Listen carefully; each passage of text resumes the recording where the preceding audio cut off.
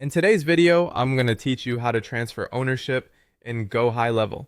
To get started, open Gohighlevel and make sure you're on your main agency dashboard. This is the starting point for managing your account settings and team access.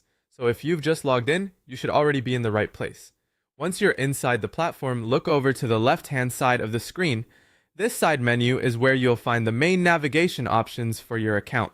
From there, click on Settings. This will take you into the area where account level configurations and user management options are stored.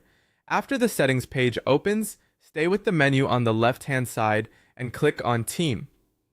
The Team section is where you can view the users connected to the account and manage their roles and permissions.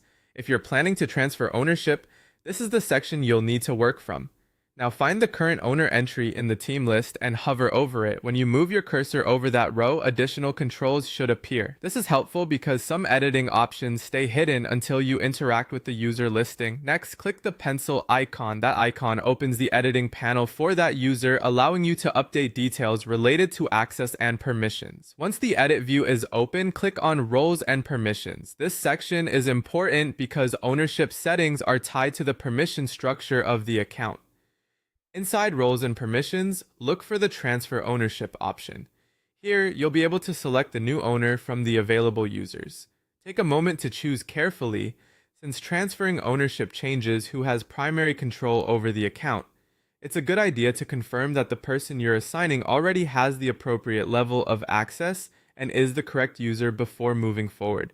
After you've selected the new owner, click Save. This applies the change and completes the ownership transfer process. That's all there is to it. As a quick tip, after saving, it's worth double checking the team settings to make sure the new owner is reflected correctly. This can help you confirm that the update went through without any issues. And that's how to transfer ownership in Gohighlevel.